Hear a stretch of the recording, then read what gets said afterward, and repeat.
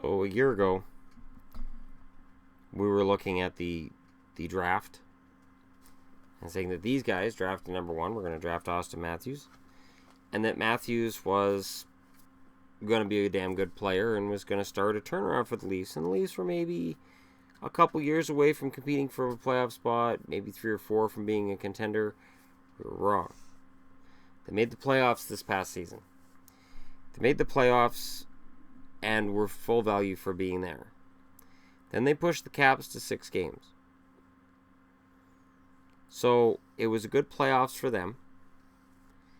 And in general, a great season that very, very few had expected when it started. Right from the beginning, I got swept up in the fact this team was exciting and fun to watch. There were so many good young players. It was a completely different team. At the start of the year, guys like Brooks Laich and Milan Mahalik sent packing, and young guys were brought in. And I was like, okay, well, if you're going to tank again, that makes sense. And they didn't. With all these rookies, so many young kids in the lineup, they got better. And all season I said they don't know they're supposed to lose. They're too dumb to know they're supposed to lose. These kids are just out there having fun, and they don't care. They're playing in a system Mike Babcock's creating, and they're playing it really, really well, and they're just having fun playing the game. And that's how it's supposed to be. That's how hockey's supposed to look. You're supposed to be having fun. And the Leafs had fun all season. So how about this offseason? Well, Nathan Horton's still on the IR. He shows up on their cap. He won't be there at the season start, of course. Joffrey Lupul still shows his IR. Is he ever going to play again? I think we're at that point. If he does, for how long? 10 games before he gets hurt again? Lupul is into that Mark Savard territory where maybe you're best to shut things down. So that adds to their cap space if these guys can't play. But in terms of returning forward, you got Kadri, Van Riemsdyk, who everybody's ready to trade for whatever reason, Bozak, Komarov, Martin, Fair, Matthews, Nylander, Marner, Soshnikov, Smith, Levo, and RFAs, Connor Brown, and Zach Hyman. They're going to make money. They're not going to make a ton of it. Their totals do not justify giving them just opening up the banks and giving them all your money. So there's some really fantastic news with this. Toronto can add. And I haven't even mentioned the fact that Kapanen likely makes the roster next year. And that up front, you've still got Brandon Leipsic, who's an RFA. He's not going to get a big raise if he gets any at all. There's a fantastic team here up front. So maybe that's why people are ready to trade James Van Riemsdyk. Maybe that's why fans are like, hey, if we can get Vegas to take JVR off our hands. Maybe. I still think Bozak's the guy. They're gonna get rid of to get more cap space. And they'd get more cap space now looking down the road at when Matthews, Marner, and Nylander are ready to get paid. And they want to make sure they have enough money to pay them. On the blue line, you got Riley, you got Zaitsev, and we can argue back and forth about whether or not he's worth the cap hit or worth the term he's got. He got it. Move on. Gardner, Marchenko, Marincin, and Connor Carrick. Pretty solid defense.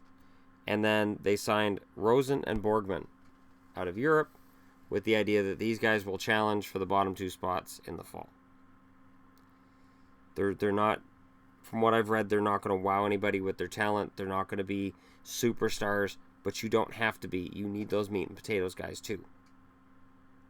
That's why a guy like Zach Hyman is so bloody popular in Toronto, because he can be both. He can be the hero one night and the grinder the next night that helps you win the game with the defensive play. Now in net, they still have Freddie Anderson.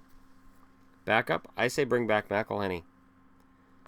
McElhinney is a pure backup, but he's a pure backup that can play 20, 25 starts and not hurt you when he plays. And that's important. With the cap space they have, they can bring back everybody that's a restricted free agent. That shouldn't be a problem. They're drafting 17th overall. I say draft at that position. I don't see any point in trading it. I know I've seen Toronto fans saying, well, if we trade it and throw in a player, can we get, name some other big name player somewhere? You're good. You got Matthews, Nylander, and Marner. You're good. And on the blue line, you got Riley, you got Zaitsev. You could use another top 4 defenseman. But as I said last night in a video of this nature, everybody's looking for a top 4 defenseman. Every team's saying, boy, if we get out a top 4 guy, we're there. The trick is for Lou Lamoriello to take the miracle he did last year and recreate it. And it's easy to say, oh, well, it doesn't take a miracle to draft Austin Matthews. No. But to put a roster around Austin Matthews to get them in the playoffs the first year, that's impressive. You're getting Matthews' playoff experience before he's matured. And that is invaluable. The Toronto Maple Leafs, in my eyes, are moving up. And next year, with the right moves, they are a contender. They're into that conversation as soon as next season. So what do they need to add? What do you do with that cap space? Do you leave it sitting there? I'd be tempted to. I'd be tempted to leave the cap space sitting there. Sign the guys you have to sign, and then whatever's left over is left over. And wait and see who's slow out of the gate and who has players that they're willing to offload that have a higher cap hit. And then you're in a better position to deal. To say, oh, I heard you're getting rid of so-and-so. We could work out a deal. And I have very little doubt that the Leafs will get a deal like that done. Because there are just too many good young players for them to have guys sitting around that should be playing. Even Soshnikov, who's kind of an afterthought, played very, very well down the stretch. Almost every Leaf did. Which says a lot about Babcock. Took a couple seasons, but he's proving his worth. So yeah, in terms of targets for Vegas, it's a tough call. Most of the players are going to be protected. They're going to have a hard time finding guys to expose that Vegas is going to actually want, because most of the key players for the Leafs are not eligible for the expansion draft. They haven't played as long in the NHL as you need to be eligible for the expansion draft. So what do? Draft Marinson off the blue line? No, Vegas isn't going to get a good player to Toronto. Toronto has played its cards right. They've done very, very well for themselves. And we'll see just how smart they are over the summer and then into October.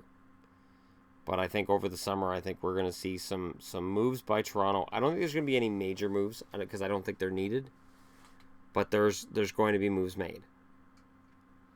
And I do think JVR is on his way out the door. I just don't really agree with it. Because I think for all that young talent, you have to have an older player who can anchor them, an older star player who can anchor them. And JVR does that. I'm not sure Kadri would. I guess we'll find out. All right, let me know what you guys think in the comments below. Who do the Leafs bring in? Who do they get rid of? Who goes to Vegas? It's always the question I get, and my answer is usually, I don't know. I have no idea who Vegas is going to end up with. But you guys can let me know in the comments below. Are the Leafs on their way to being a contender, or are they going to fall back next year? Are they going to have what happened to them, what happened to Calgary, what happened to Colorado? Where a young roster breaks through, and then the ceiling falls out the following season. Why does that happen, or why does it not? Let me know in the comments section below. Hit like and subscribe if you're browsing your way through. And thank you so much for watching. Leafs fans, this was fun. For fans of the other 3 teams in the league, tomorrow's your big day. So thank you very much for watching, and I'll talk to you again tomorrow.